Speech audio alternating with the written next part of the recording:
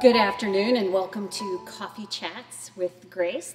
I'm Dyann Duncan. I am the Women's Ministry Director here at Grace Evangelical Church.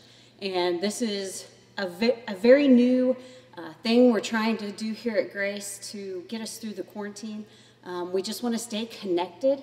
And so we're trying to highlight, the Women's Ministry is trying to highlight different women here at Grace that do something maybe you're not aware of, have gone through something maybe you're not aware of. Maybe it's just an informative thing, but we just wanted to do something to stay connected with you all. So this is taped, but if you have questions or anything, please feel free to comment on this post, or you can email me at Dyann, D-Y-A-N-N, at graceontheweb.org, and I will get the question answered as fast as I can. Or if it's for Miss Glynda, I will forward it on to her and she can respond to you as well. So my guest today is Glynda King, and she is our Sunday school teacher for our Through the Roof ministry, and also for the Storm Choir that practices and performs here at Grace Evangelical Church. Welcome, Glynda. Thank you. Thank you for coming to our first coffee chat. I'm first? You're first. So we're pretty excited about this. This is a new concept, and honestly, I got the idea from old Saturday Night Lives that used to do the coffee talks. But I am no way near as funny as Michael Myers, but I wanted it to be just a serious conversation time. So forget the camera is there, and let's just talk about this, because I think a lot of people, and even women at Grace, aren't aware exactly of what Through the Roof is or what it does. So first, I'd like to just have a general overview of what is Through the Roof. All right. Through the Roof is a Sunday school class, and then it's developed into much more than that. But it started as a Sunday school class for everyone and for anyone, you know, an integrated class, meaning for people with developmental disabilities and people without, where everyone feels welcome and accepted. Good. So what gave you the idea to start Through the Roof? Well, I work at United Cerebral Palsy, so I love hanging out with individuals with disabilities and just the fun that we have together. But UCP is not an agency of faith, you know, and so I have to be very careful with what I say, and I just thought, oh, it would be wonderful to start something where we could really talk about God and how God's working in their lives and how they could share with us about their faith and all that. It's been really fun. That's neat.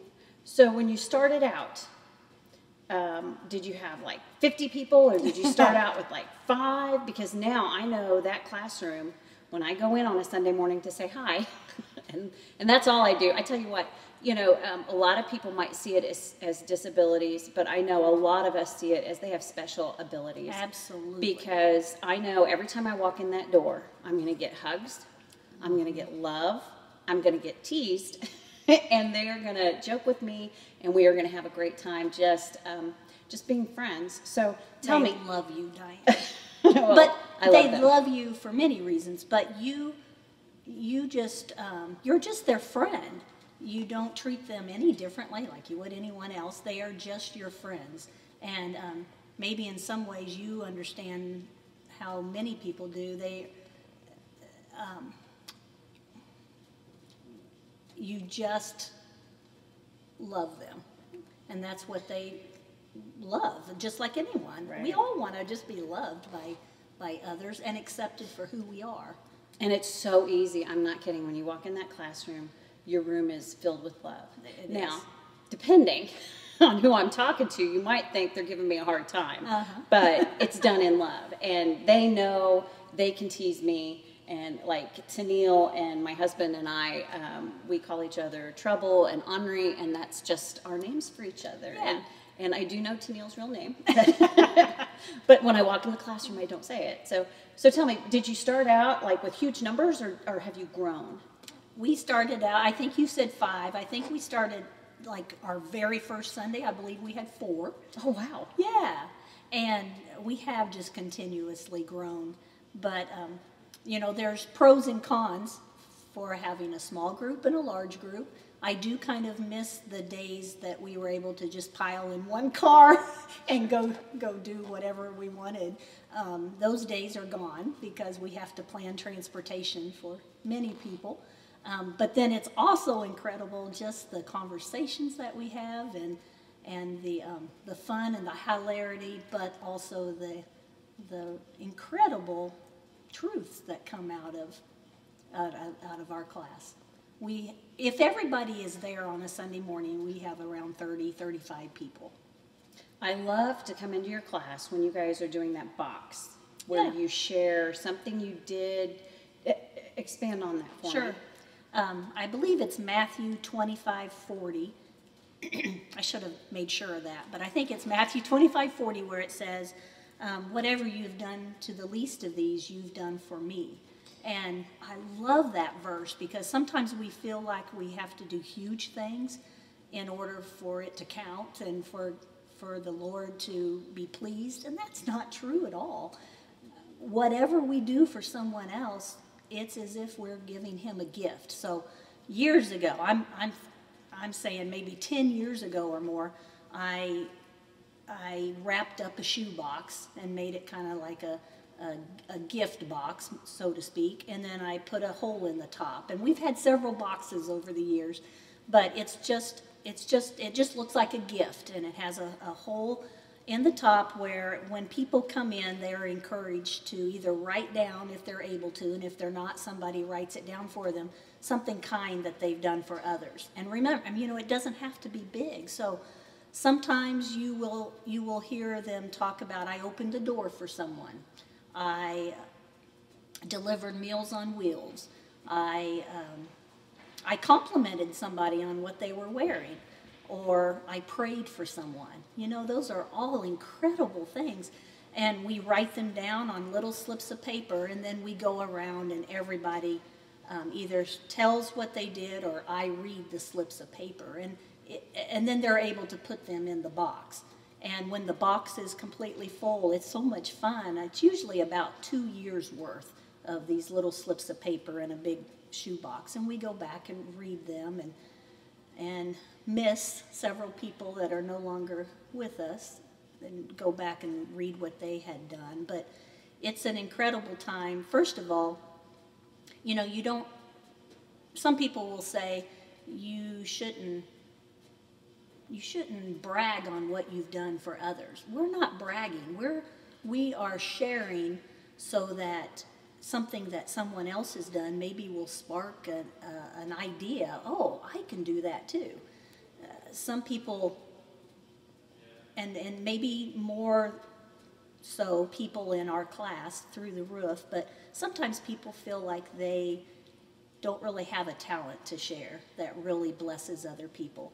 And I want everybody in our class to understand that it doesn't have to be something huge. It can be whatever you're able to do to bless someone else's life. You are pleasing the Lord. And I think we do that. What really gets me is especially those individuals that attend through the roof, but also UCP that I see on a regular basis. I love it. Sometimes I'm in my office and somebody will come in and say, guess what?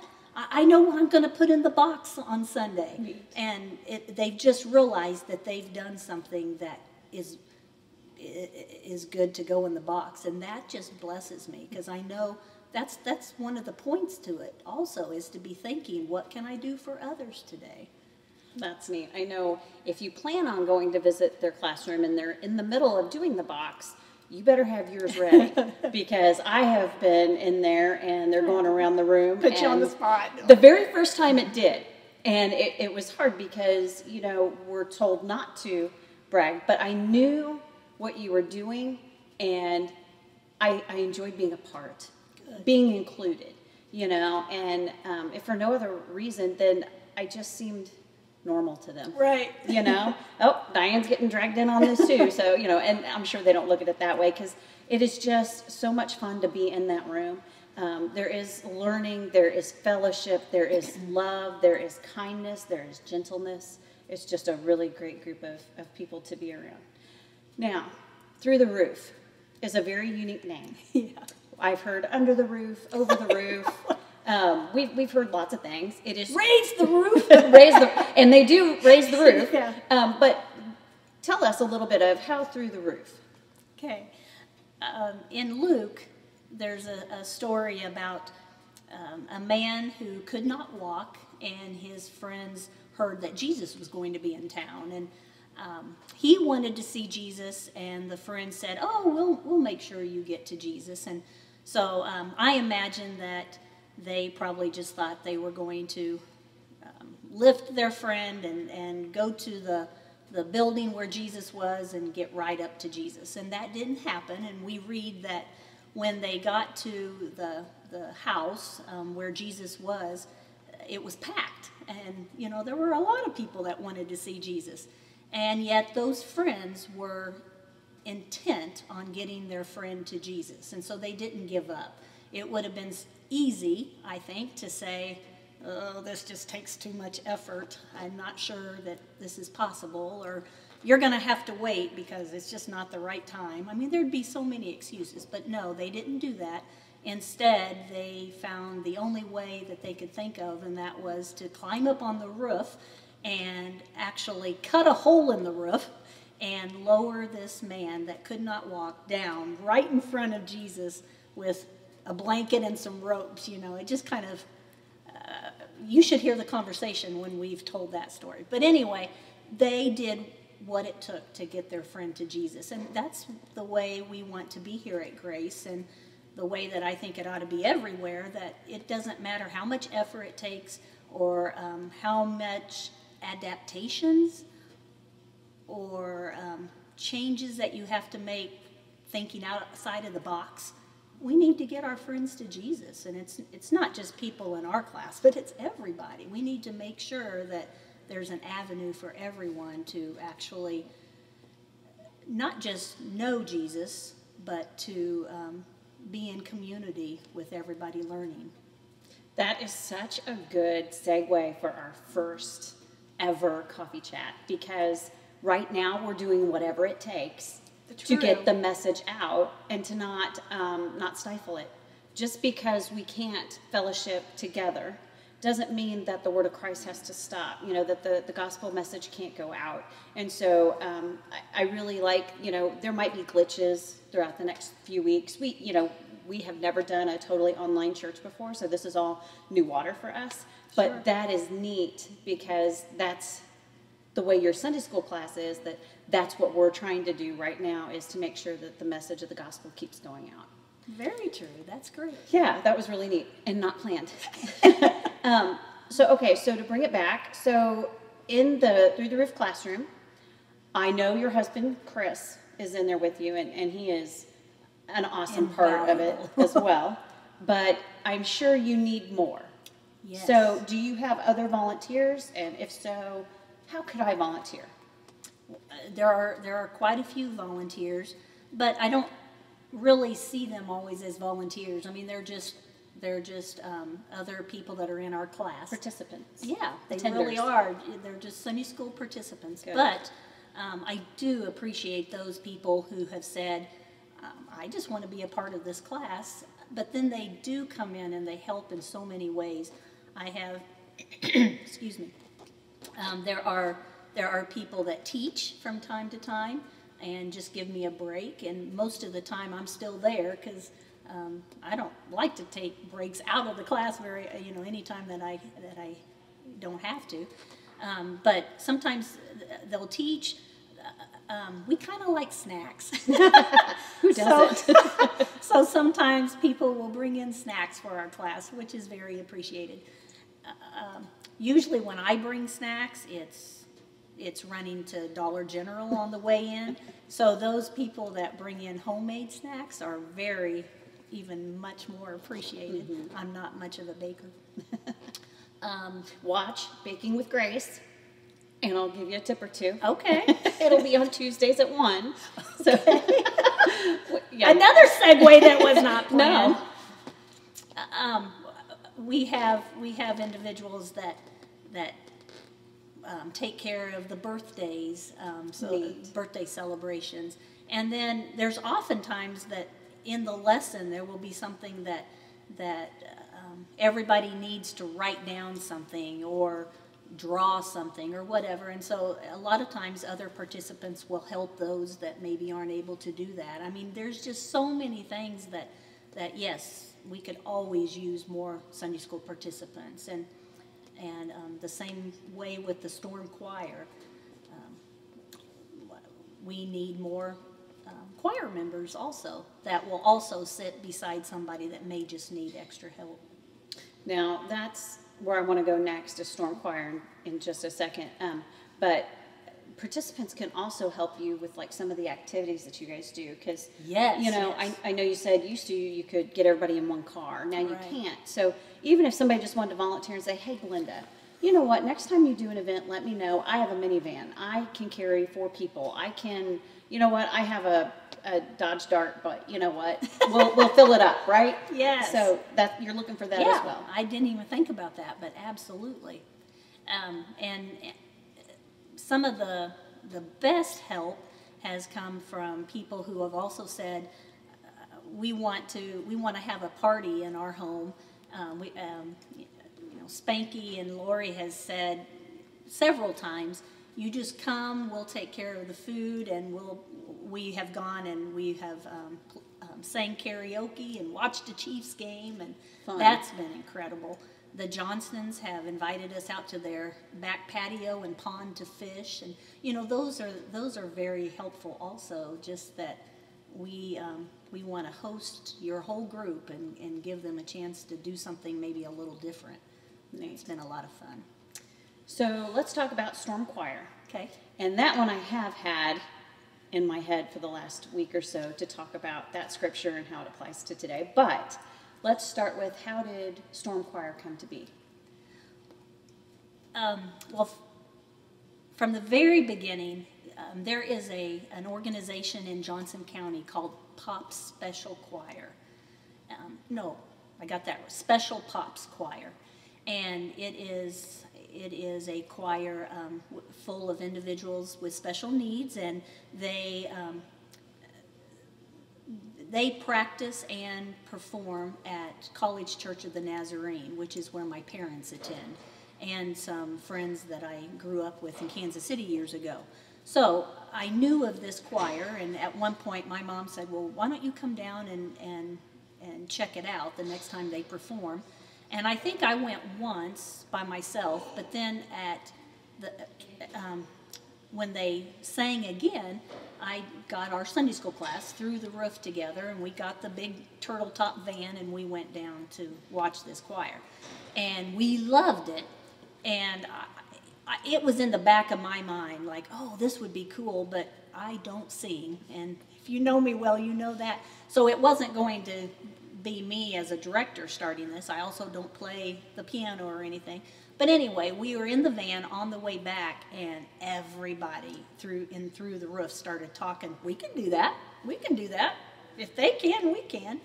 So it probably was another 2 years, though, with me talking to people and asking, and just trying to find the people to put in place to make it happen. And finally it did. I mean, we found a director, we found a pianist at the time. We've gone through several now, but it's okay because it is incredible. Storm Choir has been a fantastic addition, and it's not just individuals and through the roof. We spread the word, got the word out there, and there's quite a few people that don't attend Grace, that don't attend through the roof, but have come to really enjoy Storm Choir also. Okay, so with storm choir, how does one get involved? Well, And we I'm need not to get just- started again. Well, right now we're on a hiatus, Right. but when all the quarantine stuff is lifted, if I want to sing, or if I would like to sing and help, Sure. how do I get involved? Just contact me. I will let, if anyone is interested, I would just let you know when we're able to start back again. And there's no audition or anything. You just come and hang out. Your first day at choir, you will just be introduced, and you will you'll just be a part of us from day one. It's very, very easy and simple, but we definitely could use anybody that wants to be a part of it. We could use you. I know your Christmas productions, and you have one in the spring as well, but your Christmas ones are just amazing. Both of them are. The reason why I'm focusing on the Christmas one, though, is my children and well, my whole family, we went this year. And it was so fun because you felt like you could sing along as well. Yes. And so even though we weren't up on stage with the choir, we were still participating with the choir, and we loved it. It felt like just an awesome giant family sing-along, which I don't know if we do that too much anymore, but it was really neat. And then you guys have costumes. You guys, some people that feel led to can sing solos. You divvy those out. You have props. You have jingle bells sometimes. You have drums sometimes. A hippopotamus. We did have a dancing hippopotamus. Yes. So that's a really neat group for anybody. Like you said, I could join, and I am not the best singer, but anybody can join. Yes, absolutely. Now, how did you get the name Storm Choir? We were in Through the Roof one Sunday morning, and we were talking about names, and there were quite a few strange ones that were brought up that it wasn't going to happen, you know. So we kind of got off that subject, and actually I think then we started talking about the actual songs that we wanted to present. And our director, Jennifer Dennis, actually came up with the song Eye of the Storm, Ryan Stevenson's song. And she just said, this song is really speaking to me right now. I think she first saw some kind of video from the Katrina flood, and there was somebody singing it. I believe it might have been children singing Eye of the Storm, and I may have that completely wrong, but it just really spoke to her, and it instantly it just seemed right that should be our theme song. And so I brought it to Through the Roof, and at that point we were just talking about our theme song that we would sing every concert, and they loved it also. And then it was somebody in Through the Roof, I believe, that said that could be our name, and it just stuck. And then another participant in the choir, Jackie, came up with the acronym for STORM, Which is?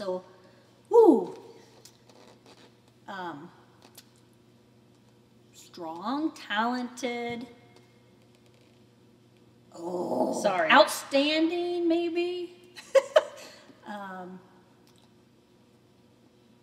Musical is the last. What is R? Everybody from Storm is at home yelling right now. Yeah, I'm going to get my Facebook lit up, I'm sure.